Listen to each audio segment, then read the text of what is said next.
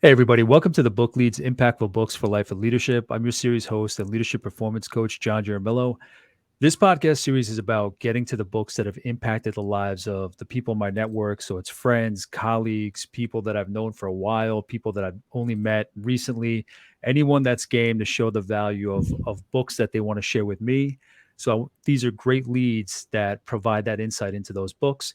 And I want to know which book it is that's contributed the most to who they are as a person, as a worker, as an entrepreneur, whether it's one that they've read or one that they've written. Uh, in this particular series, cover three categories of books. The first one where they share a book with me that I haven't read, a second one that we've both read together, whether specifically for the series or in our past lives before the series.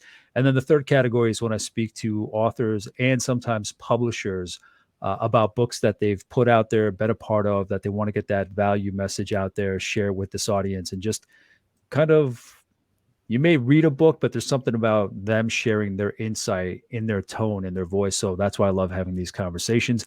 In any case, the guest that I will be having today is an author. And my guest today is Nicole Weyer. And Nicole is a coach, podcaster, and educator at her core. She has an MA in international and intercultural management and is the founder of Root to Rise Coaching. Nicole stepped out of the dean's office on a mission to transform educational institutions from ones that foster depletion to ones that promote emotional and physical wellness, nurture healthy organizational cultures, and honor our individual needs. And I was lucky enough to meet Nicole towards the start of the pandemic. We've never met in person, yet another person that I haven't met in person. We met towards the beginning of the pandemic when we were attending online forums, online discussions, SIP sessions, Connect Exchange. I've mentioned those communities here before. And we've crossed paths in those different arenas. And then she saw what I was doing with the series. She's been a part of a book, contributing to a book that she'll get into shortly. So I wanted to, knowing her history, seeing what she shared in all those different communities, I know that she's somebody, especially with the nature of her work, whose brain I want to pick and get more insight and learn more about. So Nicole, thank you so much for joining me. John, I'm so excited to be here with you today. I love talking about books. I've been an avid reader my whole life. I'm still one of the old school people who actually picks up a book. I have yet to make the leap into like the Kindle piece, because for me, there's something about opening the pages and holding it in my hand that is Yeah. incredibly special for me.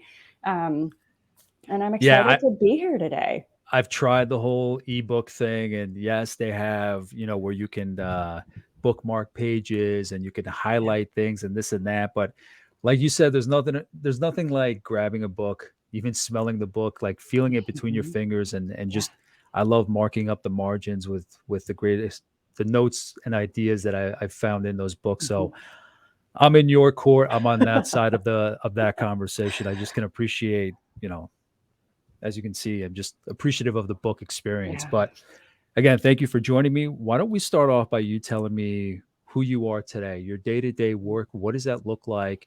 What does it look like, the work that you do with your clients, just to get a sense for who you are today? And then we can dive into who you have been in your life and what led you to contributing to the book that we're going to discuss.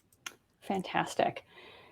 It's a great question. And I think sometimes it can also feel like this daunting question of who are you at this point in your life? And Yeah.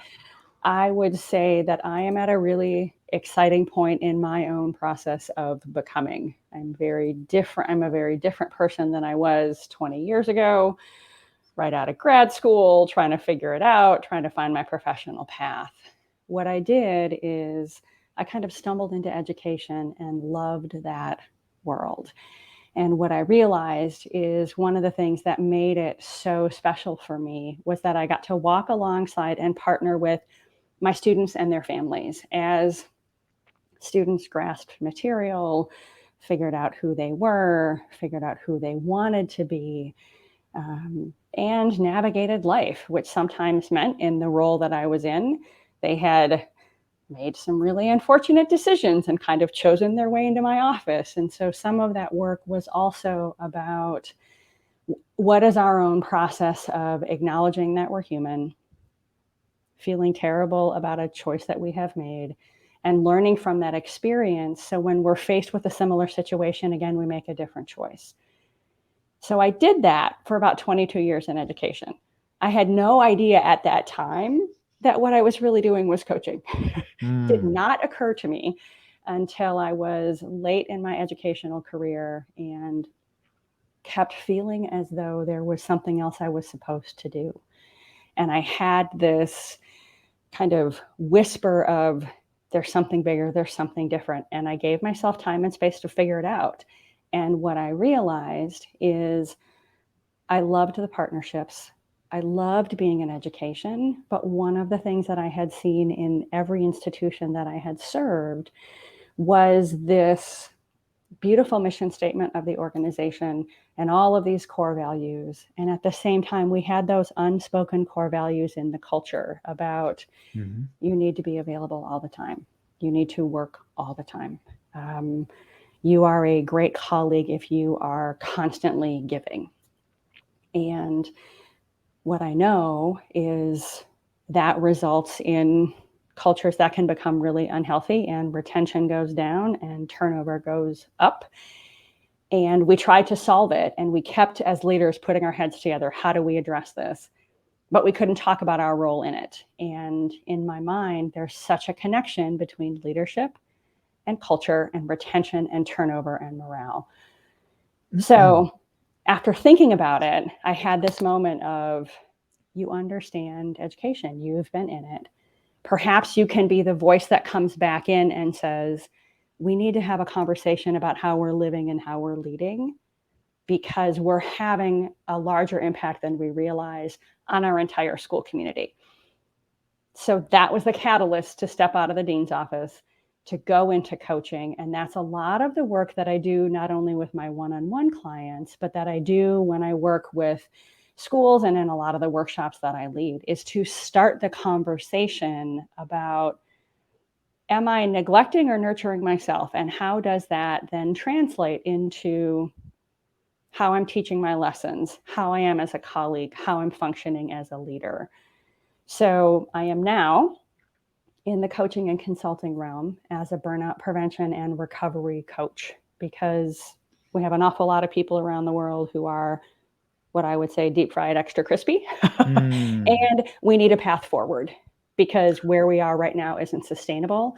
And that's also a lot of the work that I do with clients. When did you make the leap to that kind of coaching, Nicole? I made the leap. I stepped out in 2018 after the academic year ended. So I really started networking and working on business building in the fall of 2018. So it's like you got your coaching and consulting house in order just in time for a pandemic. Right? Yes, I did. Just in time. Yep. Trial by fire. You want you want to It coach was, on burnout? Like the universe is like, here you go.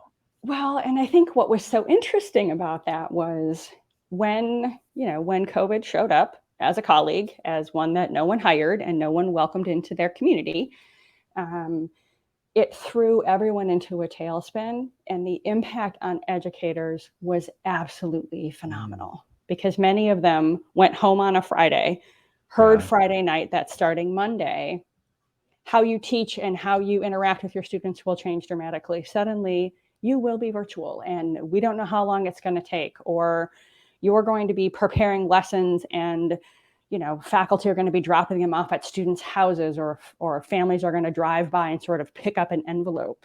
Yeah. And what ended up happening is 3 academic years of Mhm. significant disruption in teaching, learning, leading, supporting colleagues, supporting student learning, supporting families.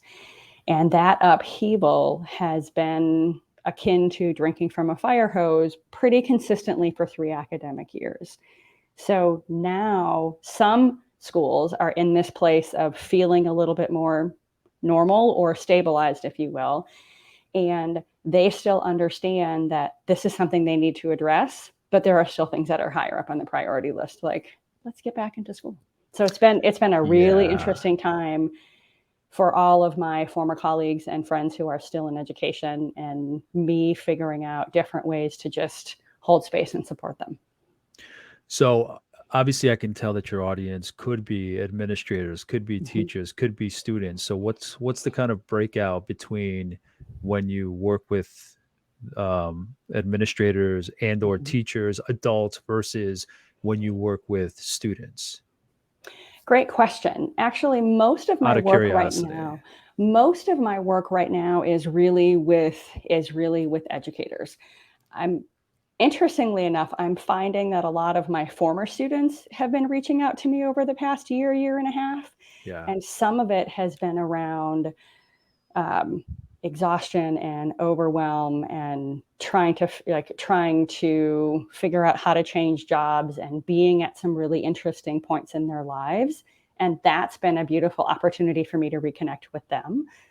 But most of my work is with almost anyone who touches education. So I've Mhm. been working with athletic directors, people in IT, HR professionals, faculty and staff, and also school leadership teams. So I think there's a great opportunity to do work with students as well. Maybe that's part of the next iteration. You may have just planted a seed for me, John. Well, I mean, to beat the dead horse that I've been beating for like almost all of these episodes that I've done, it's just a curiosity. Whoever I have in front of me, the work that they do with adults, it's always like two pronged in my mind. Mm-hmm. Handling with grace, working with the adults to kind of reprogram to get them back Mm-hmm. to a healthy mind state or leadership state, whatever it may be. But at the same time, how do we translate that into tools for the younger generations Right. so they don't, not to make it easy? I never say to make it easy, but just so they have a more efficient time at dealing with life than we did Mm-hmm. because we weren't provided those tools. So that's the only reason I bring it up. It's Mm-hmm. something that I would love to see. And hey, if I help plant any kind of seed for that in that direction, that's amazing. Yeah. Um, so to understand a little more about where you are now, Mm-hmm. what did your path to now look like? It doesn't have to be day by day, year by year, but what was it? How did your development path start? Was it somebody in your family planting a seed in your mind about which way to develop, grow? Was it education that you picked randomly but then seemed to work out? What was it that put Mm-hmm. you on the path to your career that, in the end led to what you just shared with us? Mm-hmm. That goes back to a couple pivotal moments. One of them is my older sister was an attorney, and part of me wanted to kind of follow in those footsteps, like do undergrad, go to law school, be an attorney. Hmm. And that was a plan for a long time. And then I went on a study abroad in college, and I had talked about it. And my sister is the one who finally said to me, "You have talked about this for years. Like, you're almost done with college. Like, tweet or get off the twig, go or stop talking about it." And I was like, "Oof, okay." Like, tough love from big sister. Great, love Right. it. And at the same time, I made the decision to spend a semester abroad. And that changed my life, from how I saw the world to how I saw politics to how I saw culture. It gave me such insight into like the role of the United States in the world and how we're Mm. perceived in other places. And I was studying political science at the time, so it felt like there was this beautiful fusion. And then there was this component of study abroad and international education. And when I came home, one of the things that was so clear to me is that if at all possible, every single student should have an opportunity to study abroad, because Hmm. we learn so much about who we are and how we think and what we're made of, and the culture that we live in when we get outside of it. So I had this Agreed. like law school study abroad thing. I took the LSATs. It was a pretty humbling experience for me, we'll just say that. And so I said, let's go in another direction. And so I found my graduate program in international intercultural management, did a concentration in international education, and that was the plan, to be working in international ed and study abroad. Nicole, what is that like? I can kind of guess, but what is intercultural management? What does that look like? What is its aim? Mm. a lot of our coursework and training was in cross-cultural communication, was in, honestly, a lot of things that are really at the core of curriculum today. It Hmm. was a lot about diversity and equity and inclusion and understanding cultures and the different ways that we communicate, and organizational development and organizational behavior also through a lens of, when you have a multicultural team or a multicultural constituency, what does that look like? So I felt really lucky 20 some years ago to be in that graduate program and to have built that pedagogy and that foundation, because I also consider myself one of the people who's actually using their degree, because sometimes we get a degree and we don't use it. And that training and those conversations and that foundation I have used throughout my career in education, and I use a lot of it now as well. Yeah, you always seem to be ahead of the curve, whether it's like your multicultural studies, Yeah. leading to DEI today, nowadays, Mhm. your work in stress and burnout, Yeah. stress reduction and burnout, and look where we are now. You always seem to be, it's like you Yeah. have a crystal ball or something. Well, when I was in the dean's office, I had a magic 8 ball, and I used to Those spin it things actually work. Look regularly. at that. Yeah. I used to spin it regularly. My students used to come in and they'd be like, I have a question. I'd be like, ask the ball Boom. There it first. is. And so, the magic 8 ball has served me well. Um, Okay. but it So after was, your multicultural studies, yeah, what was it after that? What did your it path look like after that? um, I knew that to finish my thesis, I needed to stay in the state of Vermont, because if I left close proximity to my graduate school, the likelihood of me writing that paper decreased, we're just going to say exponentially. Hmm. So I had an opportunity to join the faculty at Landmark College in Vermont, and that opened up an entirely new educational path for me. When I was there, at that point, Landmark was the only accredited college in the country for students, for neurodiverse students, for students with learning differences. And so I had this kind of multicultural, cross-cultural pedagogy from grad school. I stepped into a teaching position and a student affairs position at Landmark, and this whole other world of neurodiversity and learning styles and learning differences and creating curriculum for multimodal learners was suddenly in front of me. And that allowed me a chance to start some of those one-on-one partnerships with students. And that planted a seed which put me on a student affairs track in education. Okay. So away from the international education, and it put me on this path of not long thereafter, stepping into a dean role. And interestingly enough, when I was on that path of decided not to do law school, started on a student affairs path, my sister had been an attorney and Hmm. she was on the student affairs path in higher ed. So she was a dean of students at the university and college level, and I was a dean of community life and dean of students at the high school level. So we still were pairing up in ways that I don't think we really figured out was going to happen. So just to back up, so your undergraduate, actually, where did you grow up? I'm just I grew always up in curious. Minnesota. I'm a Midwesterner, like Okay. through and through. Yep. And you are in Oregon now, right? I'm in Oregon now. Yep. Um, undergraduate was political science? It was political science. Where? And I finished at the University of Minnesota. I Okay. started at a teeny tiny college in Vermont and then ended up back at the U of M. And at that point, they had even higher enrollment than Ohio State. So I ended up at like one of the largest public universities. And then graduate school in Vermont?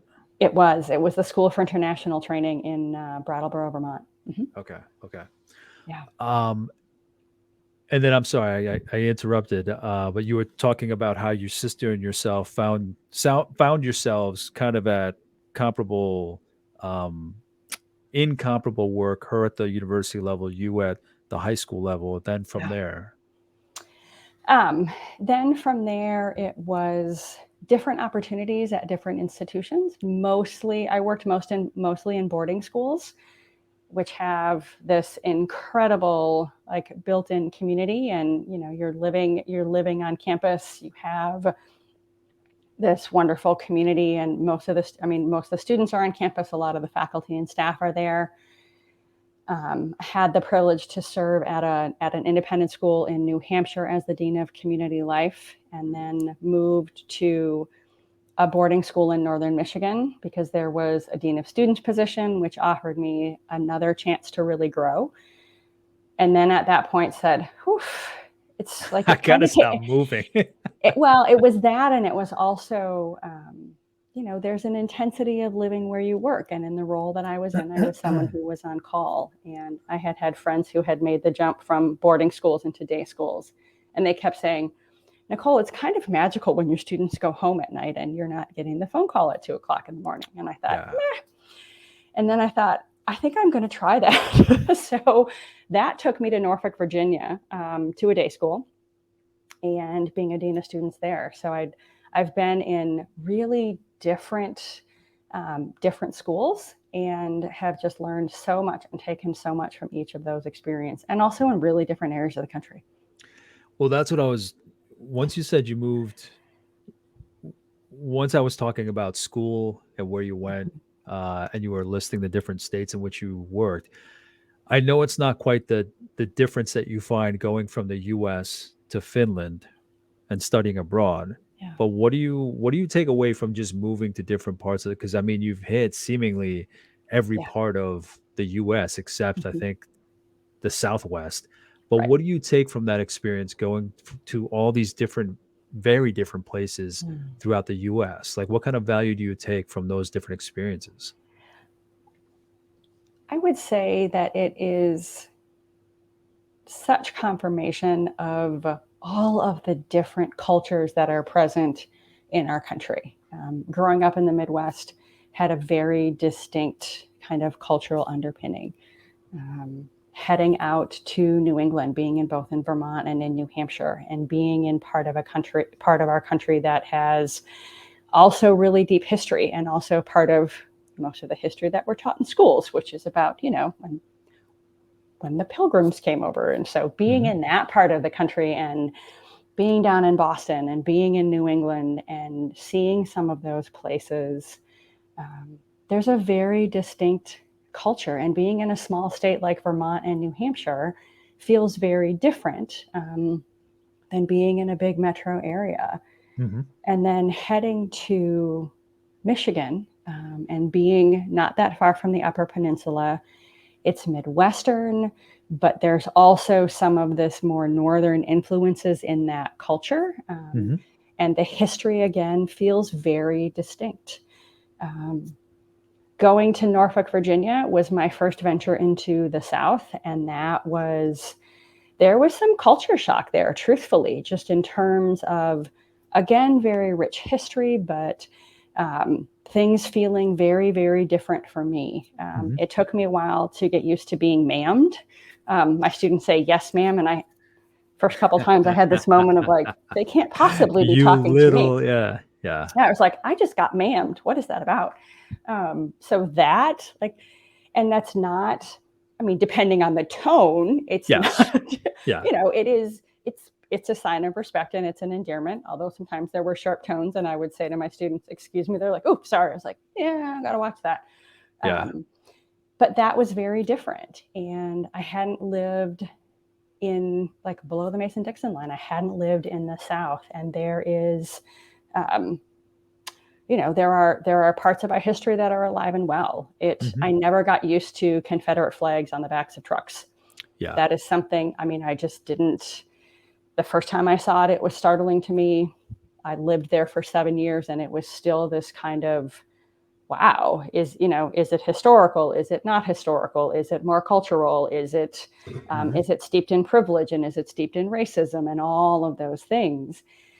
Um, and now I'm in Oregon, and it feels like the kind of sibling to Vermont, Yeah. and yet also in the same family as Virginia, because Oregon has some very progressive cities. And as a state, it's very forward thinking in terms of services and support and vision. And at the same time, similarly to Virginia, there are some very, very conservative pockets. And so you've Mhm. got very different perspectives about life and choices and history and work and support and governance all in one state. So there's so much culture and history here.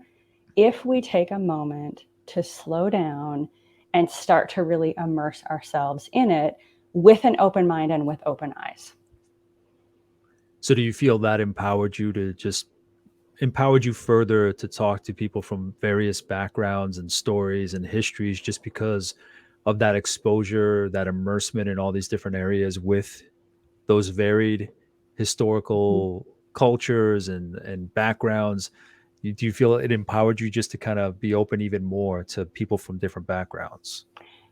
It has, and at the same time, it also creates this opportunity for me um, to have so many different frames of reference of, when somebody says, "Oh, I grew up in the Northeast," we can have a conversation about that, and Hmm. I can start to understand or empathize with that perspective, and they can be like, "And now I'm out here, and it feels really different." So, I think the fact that I have moved around allows me to relate with an awful lot of people in many different ways and start to build rapport, which means that we can step into deeper, more vulnerable conversations, whether or not it's in a one-on-one coaching format or in a workshop format when I'm talking about, our relationship with ourselves and our patterns of kind of running ourselves into the ground or what that looks like. So I think it's been a strength. I know there are people in my life who keep saying, like, just stop moving. Like, can you just plant? And it's like, well, I plant for a while. So, Yeah. but the Pacific Northwest definitely feels like home for me. Okay. Awesome. Now, considering everything you've told me and where you are now, looking back on your childhood, your experiences then, does it make sense? Even though it wasn't clear from the get go that this is exactly where you'd end up, based on your childhood experiences and how you grew up, does it make sense that you are where you are doing what you're doing? It Can you tie it absolutely back? does. It absolutely does. Because another component of a lot of those early childhood stories were of my mother telling me about her time, her summer abroad in Finland, my sister talking about her time in Mexico when she was in high school. And even before some of that, my parents were in the Peace Corps from 1965 to 1967. And they essentially got married and spent their honeymoon in Peace Corps training. So I grew up hearing about them living overseas, um, when they were in their 20s, and that experience and seeing all of the different people that they met in their Peace Corps group and in Uruguay, in the country where they were serving, and how all those connections like spanned their life. Yeah. So the idea of travel, crossing cultures, curiosity, I think has been messaged to me from such a young age, and I may not have realized how deeply I had internalized that until I kind of got into undergrad, got into college, got into grad school, and then just took advantage of different opportunities that I created and said yes to them. Yeah. Because I'm a leadership junkie, what is it that leadership means to you? Mm, that's a big question. We can come back to it. For me, leadership is trusting yourself. Leadership is having a very broad, wide table and inviting people in. Leadership is about listening and collaboration and taking in information from all different places and different perspectives, giving yourself an opportunity to distill it down and making the best decision that you can in that moment. And also recognizing that that can shift and being open to shifting and open to taking responsibility for bad decisions that we make. Hmm. So it's bringing humanity to it as well, which means we take responsibility, we do the mea culpa, we bring people in, um, being open to feedback and being constantly on a growth trajectory. Perfect. I love it. So why don't we dive into the book now? Can you introduce the book that we're going to be talking about I can. Um, I am, and how your role in it, how your contribution played yes. out? So I have, at different times, people have said to me, Nicole, you should write a book. I was like, yeah, no, not interested. Kind of tabled that. And I was in February, late February of this year, I was invited to be part of the 8th edition of Cracking the Rich Code. And this is a book series that started in March 2019. And it was started by Jim Britt and Kevin Harrington, who are entrepreneurs and coaches and folks that many people know. And their mission when they launched this series was to bring together this community of co authors who can speak into strategy and insights and lessons learned and wisdom gained. And most of us are entrepreneurs in this specific volume, which is volume 8. There are a lot more coaches, which is really exciting. Hmm. And it was an opportunity for me to link arms with other authors, get really thoughtful about what is something that I wanted to share. And because this is a community effort, we all get to amplify one another's voices and elevate our voices and the work that we're doing. So the book was published in July, and it's done really well on Amazon and in lots of different categories. It's been and is actually still on the #1 bestsellers in probably 30 plus categories in Australia, in the US, in the UK, in Canada. So it's doing really well. And to me, that is an indicator that people are looking for different voices and different takes on different topics. Yeah, it's amazing.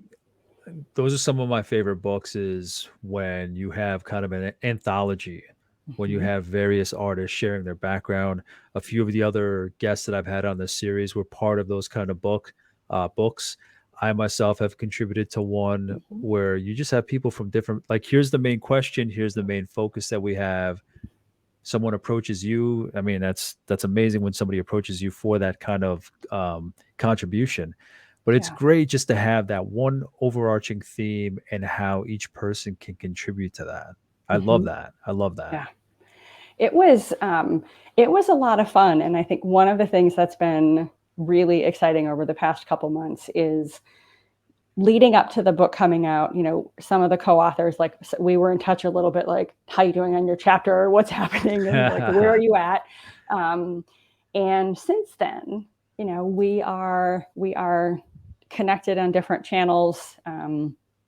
We are supporting each other. We are doing kind of video conversations and master classes together. And there's a way that we are continuing to elevate one another. And that piece is something else that just feels really good. It's not about everyone being in their own silos and trying to do their own thing. It's we're all part of this project.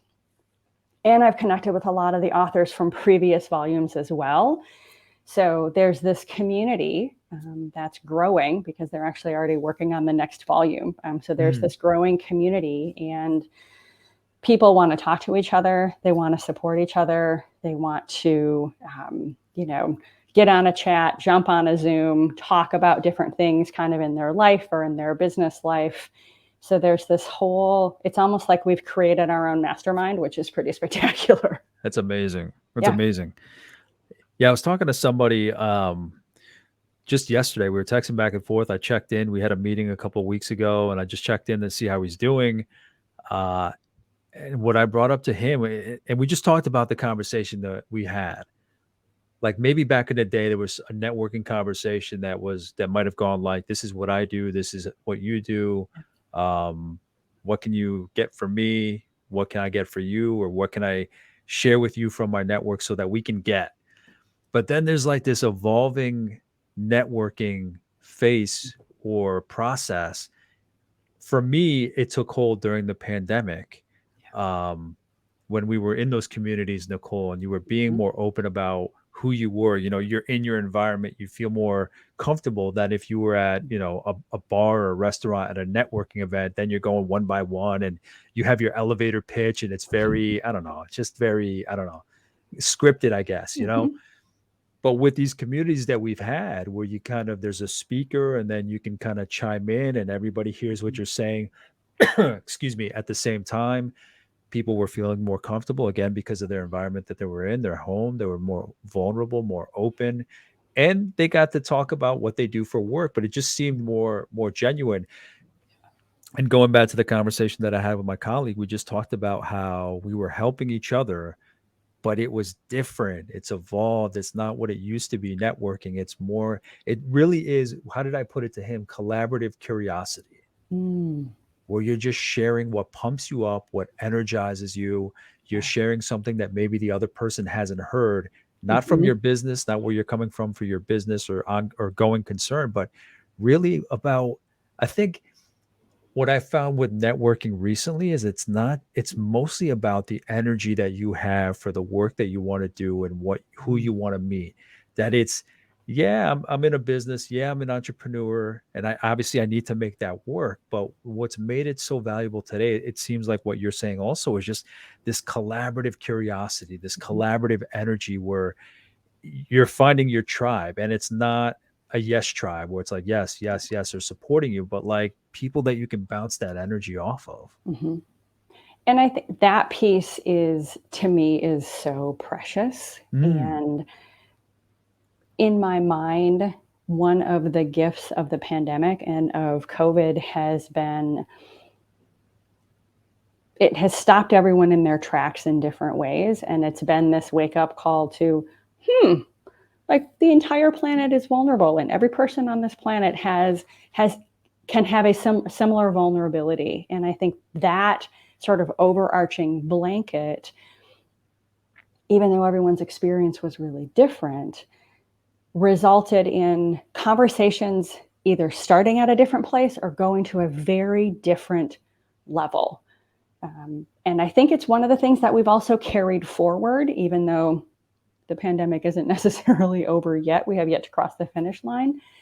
It's something that I think has really carried forward. And I hope that it is something that becomes integrated into how we work and how we live and how we connect and how we gather, because people were able to say, "How are you doing?" And they really wanted to know. mm, And there was space to take a breath and answer honestly.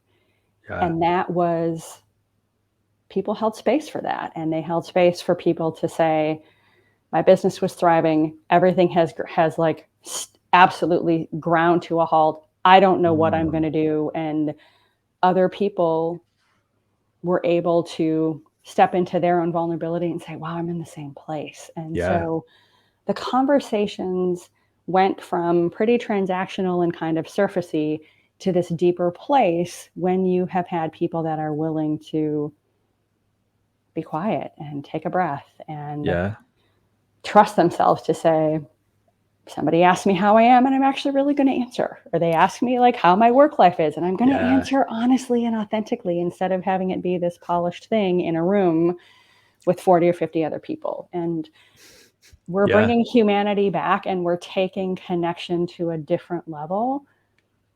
And it's the direction that we absolutely need to go in. And we need to continue to march in that direction purposefully. yeah.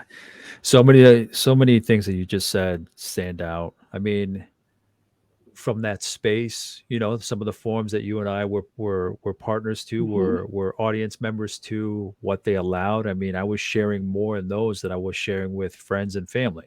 Right. And it wasn't intentional. It was just when you attend a certain forum and Yeah. a discussion, if the facilitator prompts you with certain questions and people start opening up, you start talking about yourself, and it's like, Jesus, these people know more about my life and how I Right. feel than people in my life. And it was intentional. The Hmm. speaker, whoever was facilitating, they set that environment. So it wasn't that I Hmm. had less trust from my family. It's just kind of like you said, even before the pandemic, you might have kept the facade or maybe not opened up as much with the people in your world. But Yep. then the pandemic came, and as you so eloquently said, it changed the rules.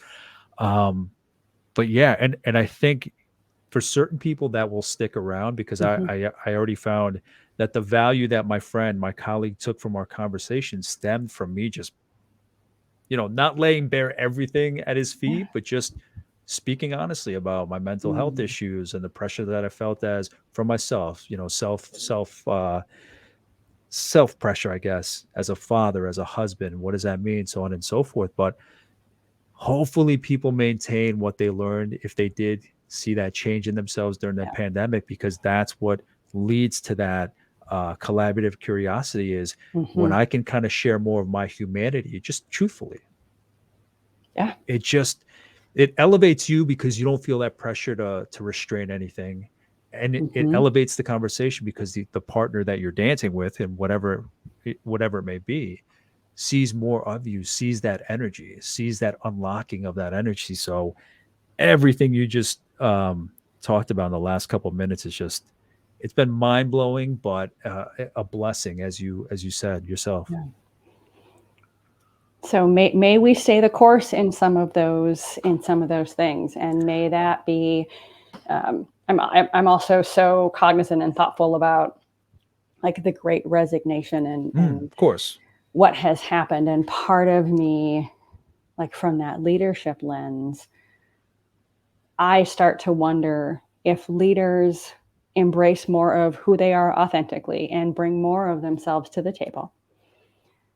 How can that impact retention, and how can Oh that yeah. decrease turnover? Because so much of what I have heard and read and all of the studies that are coming out is, people are not feeling seen, they're not feeling heard, they're underpaid.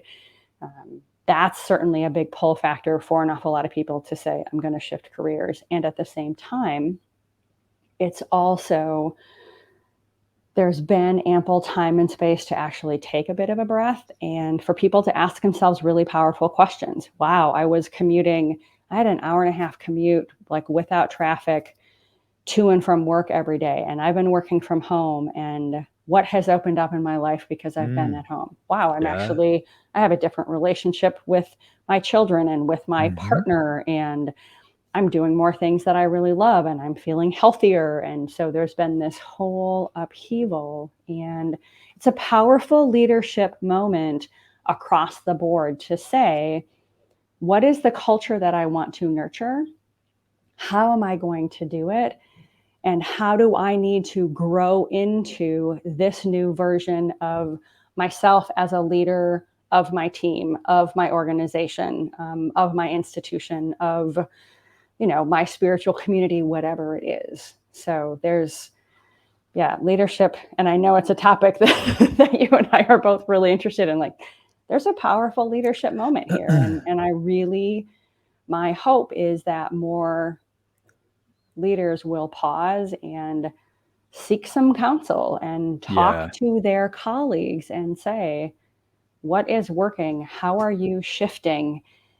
And Yeah. to have that be the lens through which we think about it. Like, how are you shifting now? Not how are you Yeah. staying the same? Because staying the same is going to give us more of what we've had, which is staffing shortages and culture issues and people burning out and running themselves into the ground, and this whole idea of kind of quiet quitting where Mm, then you just show up and you're like, I will punch the clock and I will not do anything else. yeah. So there's Yeah. a lot happening, and it's an interesting time to be leading anything.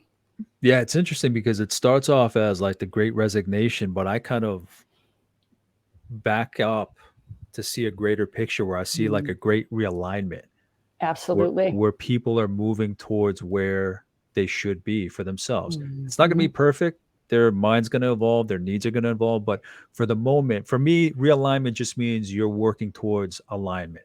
It doesn't mean you Mhm. have to land in the perfect spot. And even the spot that you may want to leave, somebody behind you may want that spot.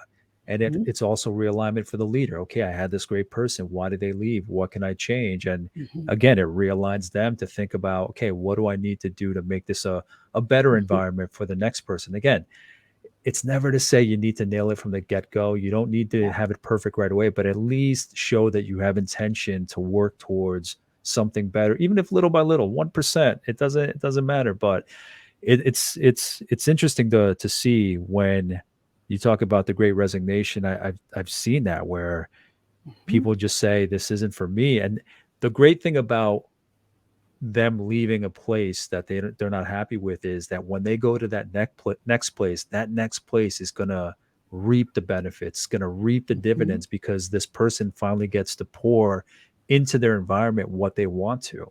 Right. But yeah, it's valuable. It's there, and hopefully we do, again, as with everything else from the pandemic. Hopefully we take those lessons forward. Mhm. So Nicole, what can you tell me without giving away too much? What can you tell me about your chapter and what you contributed to this book? Mm. I don't, Um, I don't want you to give it all away. I want people to buy the book, but what can people find in terms of what you share from your experience in your career? they will find um, some key insights and lessons that I learned along the way um, as I worked my way through leadership. And they will hear about some of the things that were tangled and webbed together that I never really saw a connection to.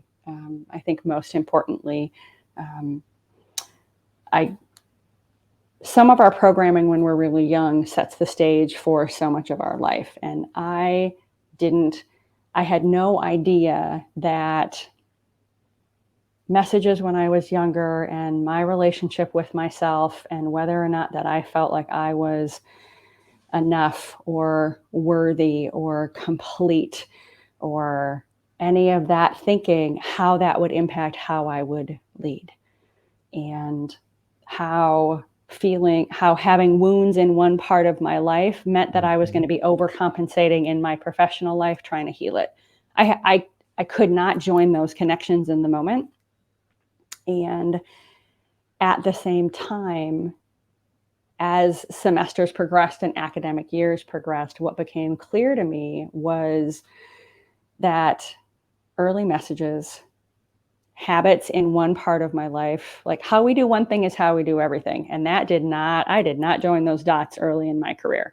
I was like, oh no, this is personal life. This is myself as a daughter. This is myself as a friend. This is in Mhm. my professional life. Yeah, no, just plain no. Yeah. How we do one thing is how we do everything. So when I was doubting myself, I tried to overcompensate with work. And that set me on a trajectory of running very quickly to this very steep edge of complete and utter burnout. And I had to figure out who I was, what was true, and how I wanted to be as a person. And when I figured that out, leadership challenges decreased, leadership got easier. Um, but it's all connected, and navigating our inner landscape is the first step. Yeah, it's a lot of self-work. It's a lot of Oh, self-work at the beginning. I think a lot of people maybe just look for those those quick fixes, like, mm, you know, who can I go see? Who can I talk to? yeah. Um, who is it I need to meet? How do I change my inner circle or this or that? And those things do play out, but Mhm. it's a lot of internal work from what I've gathered from, just in my own life and then talking to Mhm. my guests on here. It's like you need to stop, you need to think about where you are, where you've been, Yep. what your story is, understanding that, because like I've said before, so much of what ails us now is that we don't come face to face with that. We give up too much of who we are to fit a Mhm. job description or somebody Yep. else's expectations, society's expectations. And for me, my clients, when I see them really reach that aha moment when they start feeling fulfillment is when they've gone back and looked at what they've left on the table, pieces of them that they've left behind to appease others, but they gave up on themselves. So they just go back, pick those pieces up, bring it forward, and there's just more of a refreshing feeling in their, even in their demeanor when they're Mm-hmm. talking to me. I Yep. just talked to a client. He's one that's come up a lot in this conversation. When I first met him, he seemed like detached, he seemed distant, and now he's just happy because he he started working with me like a year and a half ago, and he quit his job like 3 months ago. But now he's in a Wow. job that he's like, this is what I was meant to do. This Mm, is what, and yep. he's just got this pep in his step. It's like, I don't even recognize you from when I first met you. So Yeah. it's a lot of self work, and it's prioritizing yourself. Not that at the expense of others, um, not taking from others, but making sure it's that self care. It's making sure you get what you need, before you can really help anybody else or do anything for anybody else. It's amazing how many people, all of us guilty, forget that sometimes. And how easy is it to stay in that place of forgetting that, right? Because life keeps moving and our schedules are full and our days are full and we just kind of keep going. It's Monday and it's Friday and it's the weekend and it's Monday and it's we are so much creatures of habit. Yeah. And when we slow down enough for enough of a period of time to really get clear about how we show up for ourselves determines our capacity and how we show up for other people. Yeah. Yeah. And I think about, as a dean, as an educational leader, and there are days where I just was tired and frustrated and feeling a lot of that overwhelm. And the version of myself that I brought to everybody that I was around was like the depleted version of myself. It Hmm. wasn't me being focused and rested and clear-headed and energized and excited. It was this version of me that was sort of like C-level work, right? It was like, yeah, here's the C version of Nicole. Yeah. And what I wanted and my intention was to bring my A game. And at the same time, if I wasn't showing up for myself and figuring out how to say yes and how to say no, which was a whole another adventure, um, really honoring what I needed. And there are times when it's like, you need to just walk out of the office like, because the quality of what you're doing right now, terrible. Like if you stay and you push through it, you're going to have to redo it. And so some of it was, how do I start to really tune into what I need? How do I become like my biggest advocate and champion? Because Hmm. when I'm that for myself, I can do that in such a vibrant, beautiful, inclusive way for everybody else. But when I'm tired and I'm not doing that, then what I bring is like, ugh. It's Yeah. like the dirty dishwater version. It's like, I don't want to bring the dirty dishwater. I want to bring like the clear, bubbly, dishwater to the table here. And I just couldn't do it. But I had to figure that out because nobody else was going to say that to me. I had to figure it out. And I wish that I had a guide or a colleague or a coach at that time who could have partnered with me to say, let's slow it down and let's figure it out, which is also one of the biggest reasons why I'm doing the work that I am right now. Because you get to hold up the mirror and hold space for people to say, where am I really strong and where am I falling down and what needs to heal and what is screaming for my attention? Because when I pay attention to it, everything gets better and easier. Absolutely. Nicole, what other lessons can people find in this book? Like, what, just not all the chapters, but what kind of Mm. other themes can people find in the book aside from your chapter? One of the things that has been really interesting to me as I have like read it and reread it is there's, gosh, 7 different chapters that are in different ways talking about mindset and purpose Hmm. and alignment, if you will.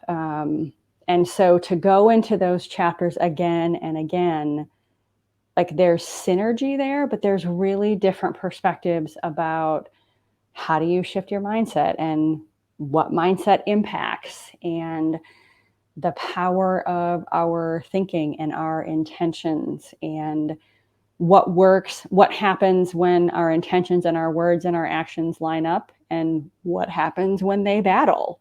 So that's been one of the really interesting things for me, is just to hear different perspectives around mindset and the power of it and shifting it, and to hear people's perspectives about living out of alignment and living in that place of conflict where like Mhm. words and actions and heart and mind were fighting instead of walking in the same direction, and to hear their strategies for starting to make the shifts.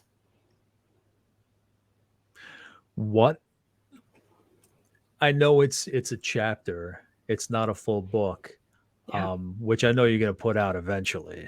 I can imagine. But in any case, in writing this particular contribution, was there anything that you learned in that process? Anything maybe you're thinking on your material, how it may have evolved, and maybe just thinking through who might read it. Is there anything that stood out that maybe changed in you or that you learned just from that writing the chapter? Hmm. And listen, Saying if it's fully just an expression of yourself and it was putting it to paper and there was no lesson at all, I mean that's completely fine as well. Just always curious. saying yes to this project was such confirmation to me that when we feel those butterflies in our belly, when we're nervous, when we're like, yikes, I don't know, um, that we should really just do it Hmm. and say yes. Because I think for me, I was invited to be part of it. I took a few days to think about it. And I was like, do I want to do this? Do I not?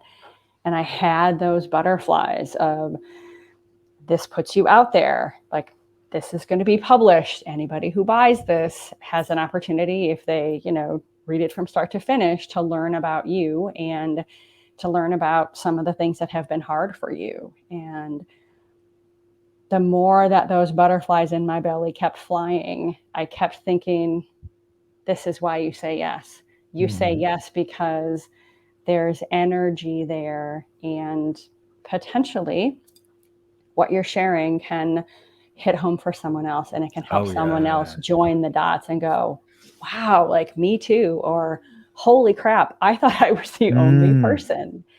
And it's the lesson that says when you're nervous about something, that's actually the indicator that is pulling you forward to do it, and to Mm. just lean in and say, let's go. Yeah. Yeah, you just never know. I mean, I've heard it just from posts that I've shared, things that I've written, like you just never know who's gonna feel seen in Yeah. hearing you not even convey the general message, but even use particular words. Mm-hmm. Your words are going to resonate more with some than others just because of some kind of reconciliation between how you write and how they think, Mm-hmm. or it might open up the mind of somebody that doesn't think in the way that you write or you're expressing yourself, but you just never know who's going to see it, who's going to Mm-hmm. read it, who's going to need to see and read it.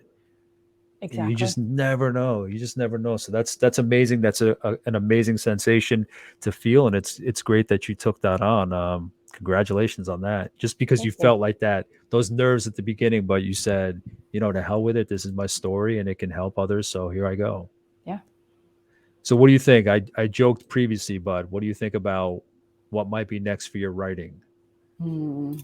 Hmm. Have you thought about it or no? I can't I've be the. thought, you're not the first person to No, ask. no, So no, no. you're not the first person to ask. There are a couple things that I'm thinking about. One of them um, is spending some time doing some writing around the leadership topic, around um, kind of the ego mind, like the dance between ego and soul, and how that impacts how we lead, and how finding that way to balance both ego and soul in our leadership can be the transformational and inspired leadership that we need right now. Hmm. I love that's one that. of the I big love things. that. I love that. I Yeah. love it because it sounds like it speaks to the soul being like the humanity and just the ego being, being proud of what you are. So many people are afraid to come across as egotistical or too confident that they kind of back up. So I think that'd be a great, if I am interpreting what you're saying correctly, it'd be great to see that kind of walkthrough of how to balance those two. And you are correct in one piece of it, and I think another component is the ego mind wants us to be active and doing and kind of constantly in motion, and there's a time and a place for that specific kind of leadership, right? To just be like, let's go and let's keep moving things forward. And there's also this part of us, this soul, this intuition, this gut piece that encourages us to pace ourselves, slow down and give time for reflection, and be more thoughtful and more intentional instead of just getting it done to get it done. Yeah, And changing our pace and recalibrating how we make decisions, recalibrating how we create vision and mission and purpose and how we work. So part of it is exactly what you said. And another side of it is this, what we are doing and who we are being, and how do we marry those so we sustain ourselves in the process. hmm, So we have sustainable leadership that crafts and nurtures and cultivates a culture where people are seen and heard and valued and know that they are part of something bigger that is going to be doing great work in the world. I love it. Can't wait to read it and interview you on it. There you go. That'll Um, be our next conversation. Yeah, definitely, definitely. That'd be amazing. Uh, and then when it comes to, I guess, if you wanted to tie this up in a message to anyone listening, regardless of what kind of industry they're in, because I mean, to me, all these lessons are transferable. Yes. How would you convey, like in a neat package, the lesson that you're trying to get through in your chapter?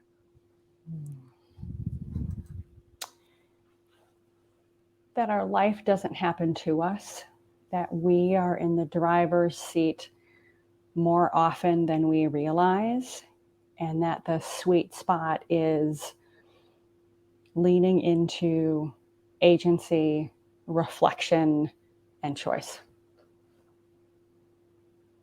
Love it. Yeah. I mean, so much of what you shared with me in this conversation is just, I think it always was there for the taking. It always was there for us all to learn, but especially with the pandemic, the way the world has changed, I think it's more timely than ever. So thank you so much for sharing those messages.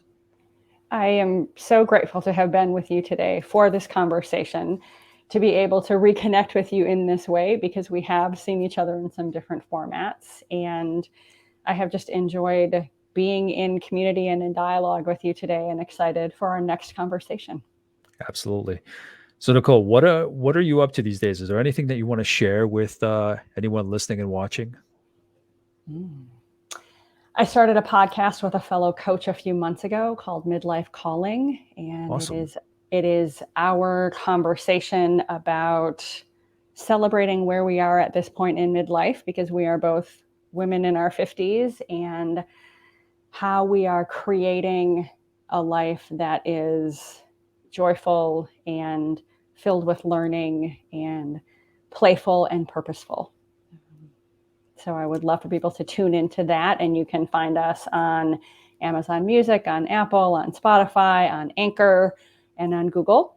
So I would love for people to absolutely tune into that. We just recorded another episode yesterday and talked a lot about like those early messages and the power that those early messages in life, and how they kind of get into that cellular level and Hmm. shape us, and Yeah. the different choices that we have at different points in our lives to write another story.